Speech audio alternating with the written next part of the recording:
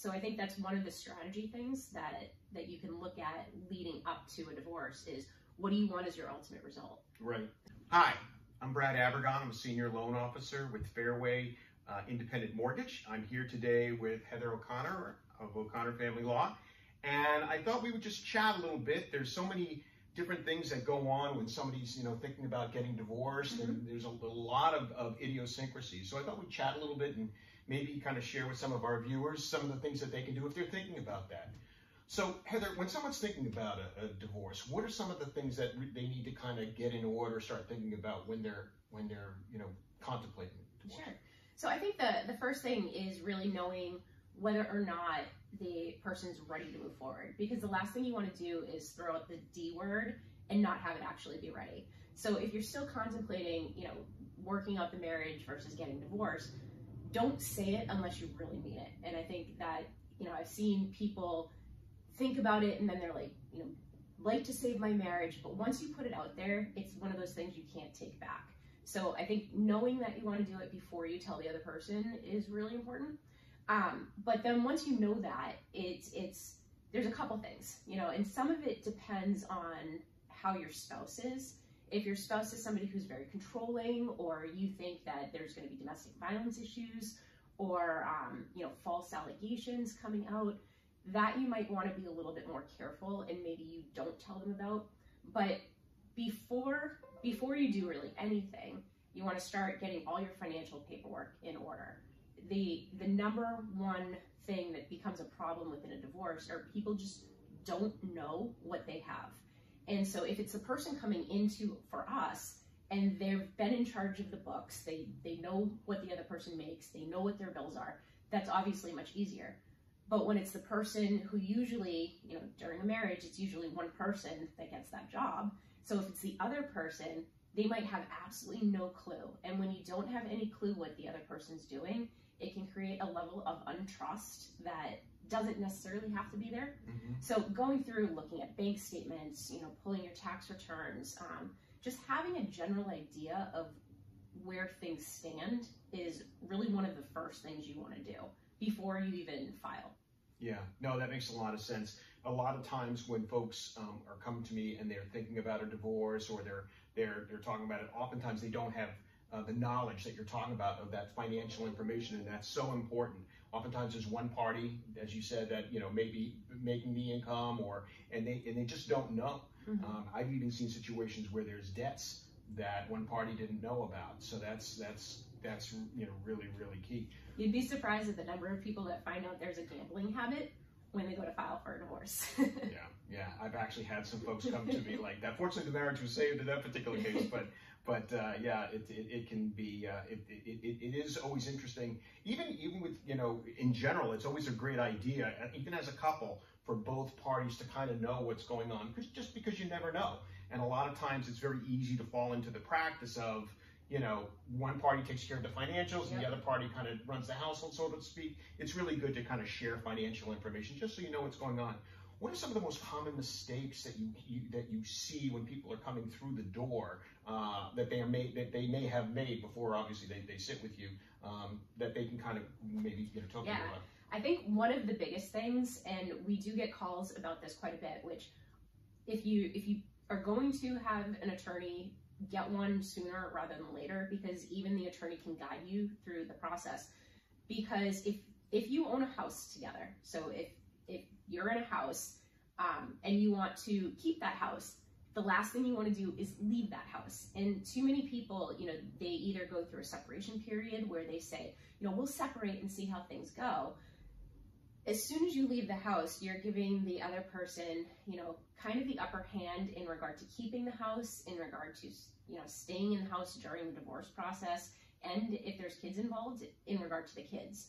So leaving the house, there's certain times where it's better to leave and deal with that in court. If there's any threats that are made to, if somebody says, if you don't do what I say, I'm getting a restraining order, that might be one of the situations where you want to leave rather than end up with a restraining order. Sure.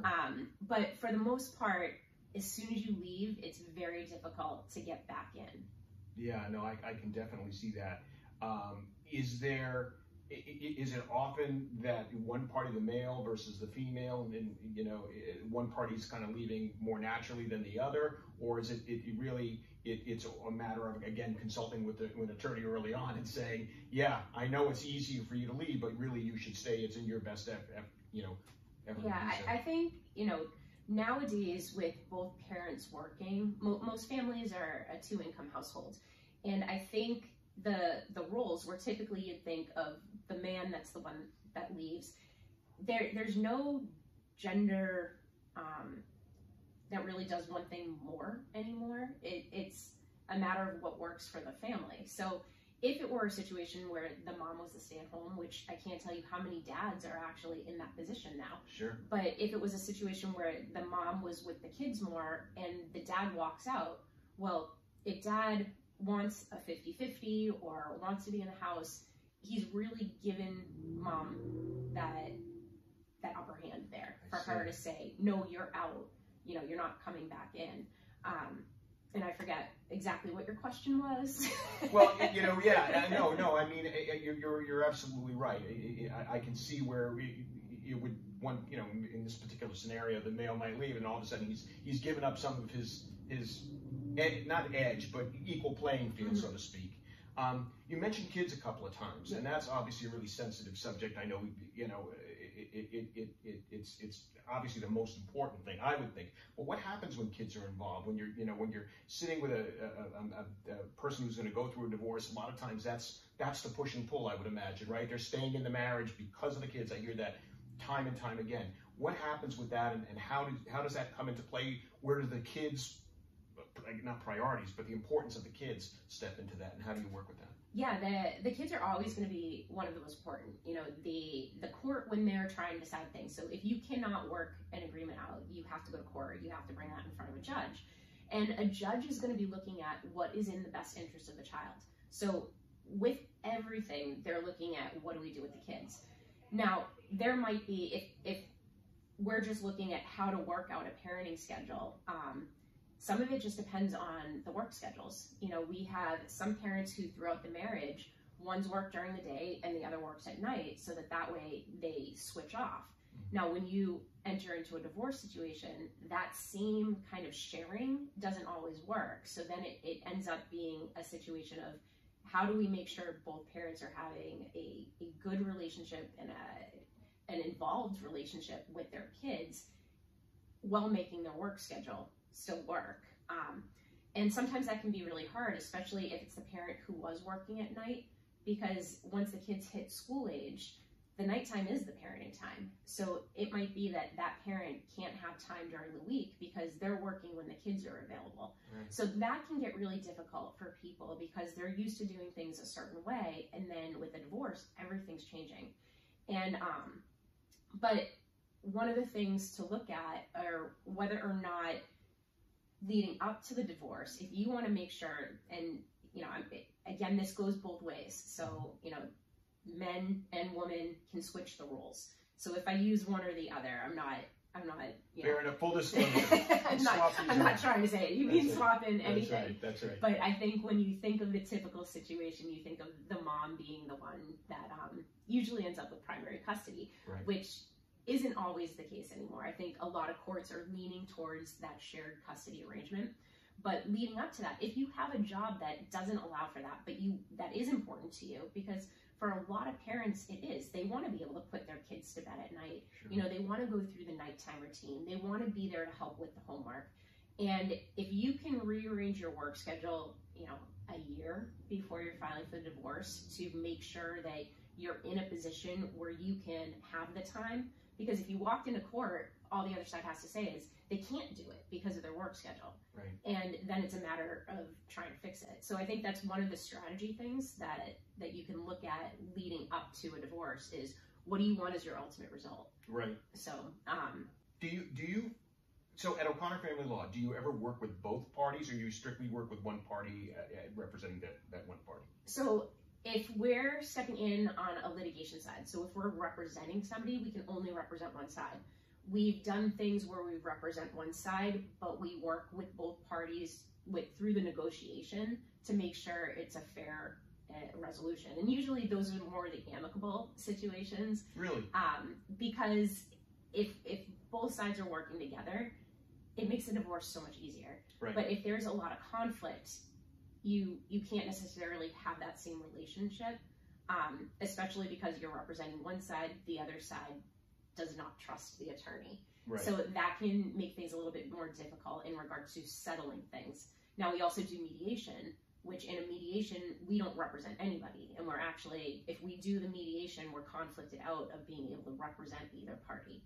So in a mediation, we would work with both parties. Okay, so in a mediation, both parties kind of simply say they want to get divorced. We've agreed on this. We're hopefully not going to cut each other. We understand, there's kids involved, and we just have grown apart, so to speak, and we want to work this out. Can you help us? And then, exactly. and then you help facilitate that.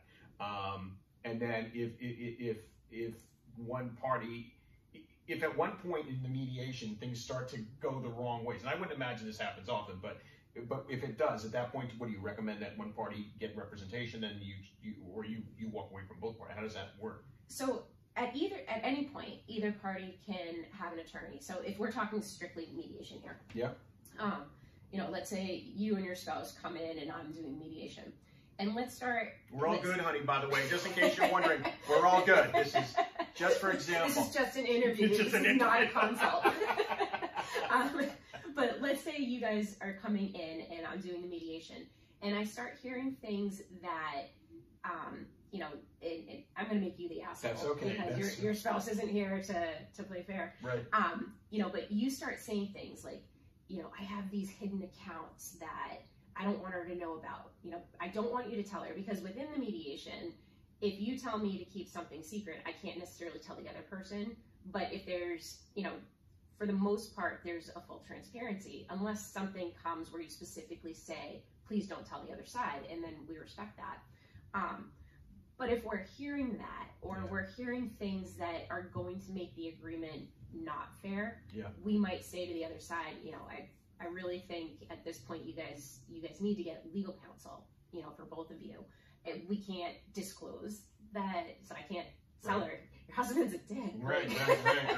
He's lying to you. Right. But there's certain things with manipulation, control, and lying that definitely play into whether or not we can do that type of job. Got it. So in a non-mediation, in a divorce situation, you come in, do people do an initial consult for you? Do you charge for that? How does that work typically? Sure. So we've kind of, what I think is perfected our intake process, where we are screening the incoming client just as much as they're trying to decide whether they want to work with us. Because we're fortunate enough, we've had enough success at our company where we don't have to take every single person, and we don't want to take every single person. We don't want to be representing the spouse who is on the wrong side.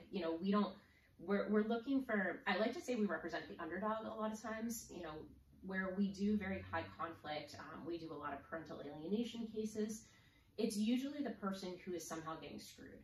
Okay. And so when we're looking at that, we also take them through a process where we kind of drill them and look for the holes in their story, because if they can't satisfy us of what those holes are, we're not going to be able to argue that to a judge. And so we are kind of selective with who we take in. So the intake process that we have, typically, the way that we get clients are either somebody's Googled and they find us, or they've been referred by somebody. So they call in and they speak with our intake manager, and so she gets the background of the cases. She figures out what direction they need to go that is going to be most efficient for them. Sure. If she needs to speak with an attorney, she'll usually call me or the managing attorney and just run the situation by us, and we can say it. Or especially in the case of a modification, so if somebody has already had a judgment and they want to change that, right? Because there's a legal standard that needs to be met in order to change that, and she's not an attorney, so our intake person is just doing our sales and that intake process. She will usually say to them, this is a situation where you really should do a consult, because I also can't tell you the number of times that somebody's gotten on a consult and we look and we say, we really don't think you have the basis in order to change, or especially in child support modifications, people come in and say, I want to change my child support. I think I pay way too much.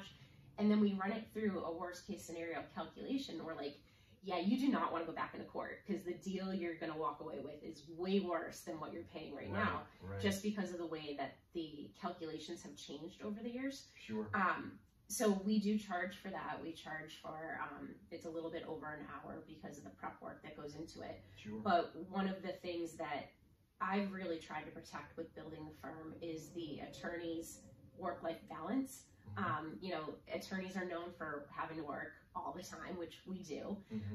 But with that, I'm really trying to make sure that the attorney, when they're working, are doing legal work that they're getting credited for.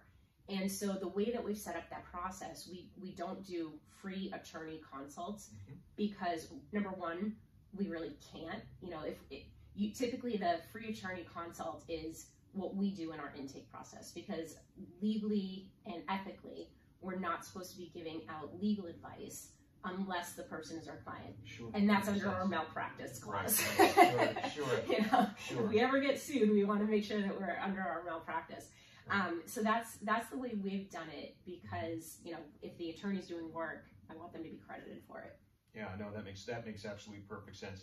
And you bring up such a really important point, which is that, you know, if you're in a situation where you're contemplating a divorce, it's really important that you reach out and get some legal counsel, because there's so many emotions that are going in and that are tied, and maybe you're in a very difficult situation and you kind of know it, but you're afraid to kind of break out of it. That's where you want to reach out to someone like Heather and, you know, have a chat, and see if this is something that you want to, you know, step forward on to not only, you know, help yourself, but also, you know, help your children if you've got children involved. It's really, really important. I've seen a number of cases where people have been unhappy for a number of years, and things sometimes escalate, and then it can be very, very serious. So I encourage anybody that's really thinking about it to definitely reach out.